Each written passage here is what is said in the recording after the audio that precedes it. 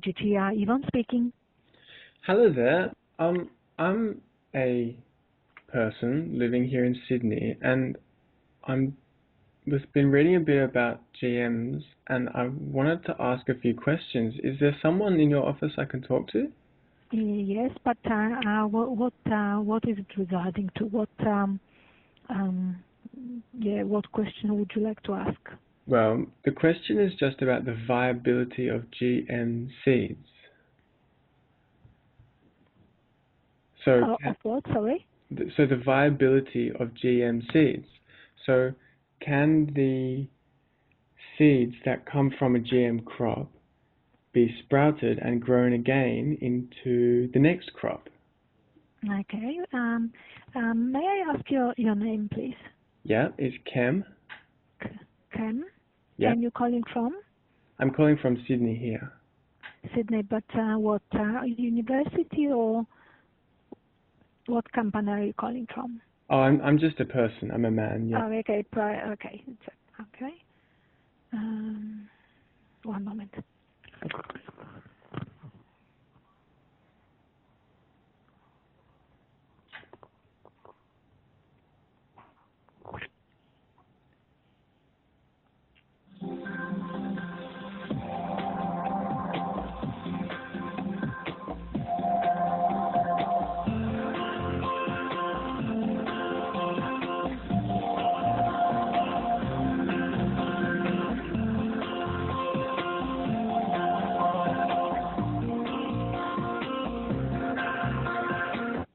Hello, this is Kylie Tattersall speaking. How can I help you?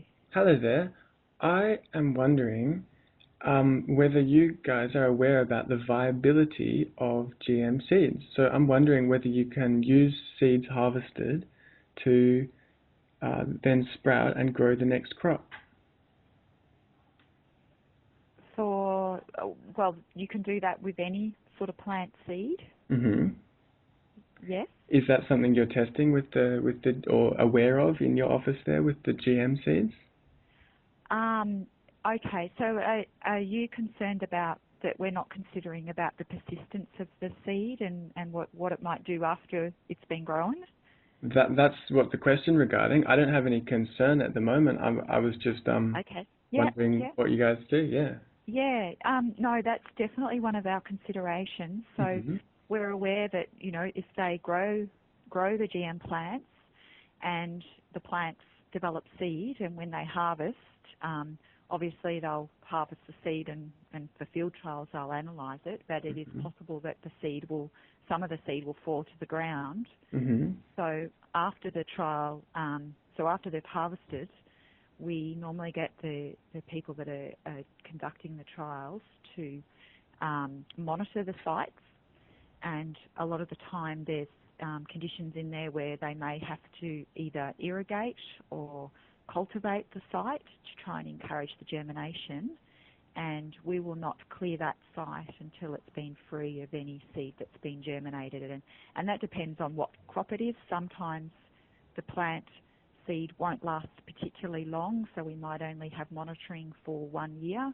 There's other seeds that have a longer viability. So, for example, the GM white clover trial, they have to monitor for 5 years to make sure that all the seed has germinated and there's no more viable seed in the soil. So, yes, that's definitely one thing that we keep a very close eye on.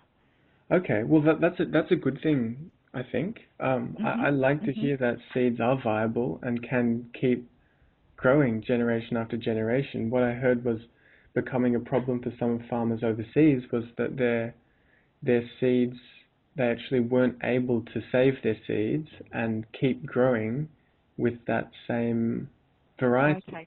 Well, so that's for a commercial product. So when I was talking about that, that was for our field trials to make sure that it doesn't persist in the environment longer Yeah, than what the trial's been approved for. yeah, yeah. For commercial applications, so certainly for our office, we look at whether there's going to be any potential harms from the GMOs, and we don't go and approve something for commercial release unless we're sure that people in the environment aren't going to become harmed because of that. Mm-hmm.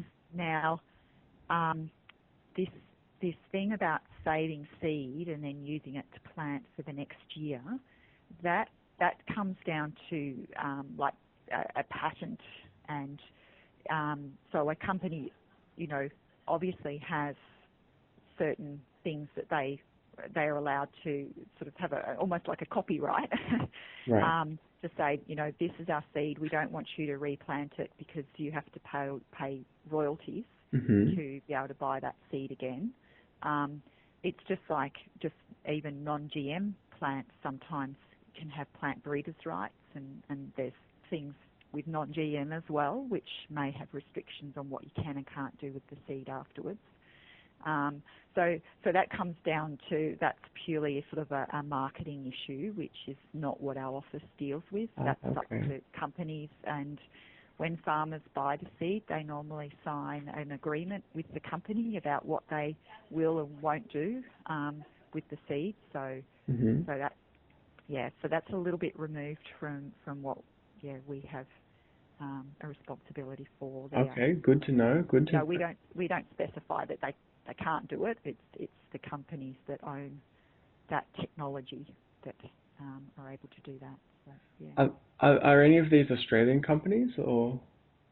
Yes. Like for example, that both Monsanto and Bayer have commercial canola and commercial cotton. So yes, they do have agreement with the people that buy their seed as to what can and can't be done with it.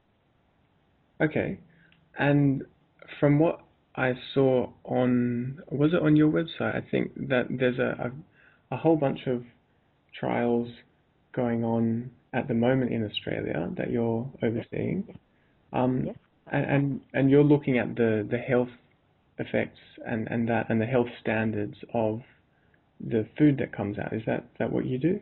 Not food, because Food Standards Australia and New Zealand are responsible for food that's for products that are sold commercially. Mm-hmm.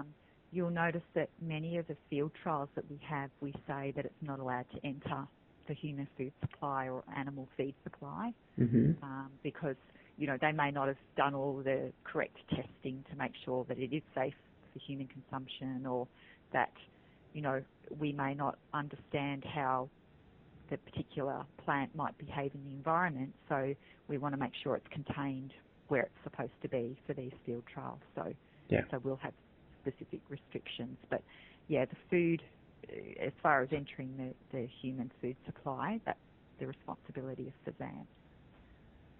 Okay, is there which crops that are in the Australian food supply have been approved? Okay, well... Oh, is there a lot? There's actually not a lot of commercially approved GM crops that Australia's approved for growing. Like I said, there's some canolas and there's some cottons, and actually there's a carnation as well, but of course you don't eat those. Yeah. But for FSANZ, Food Standards Australia and New Zealand, they also approve products that might be imported into the country. So they have a lot more approvals for genetically modified plants. But they're the people to talk about to enter the food supply, like GM soybean, and might be greater range, because they might be, say, imported from the US or Canada, or and they're used in products here. I think GM soy is quite a common one to be used in products in Australia. So the companies have to get separate approval for that product to be marketed in Australia. So FSANZ has actually approved a greater range of GM products that can go into food than what OGTR has approved to be grown out in the environment. Okay. Yeah. Excuse me. All right. Well, that was really good to talk to you. I learned a few things just now, and I really appreciate you taking the time to have a chat.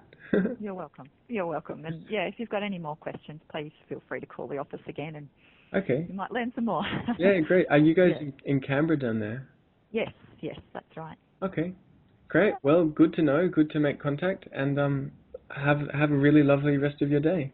Thank you. Okay, thank you. Goodbye. Okay. Bye.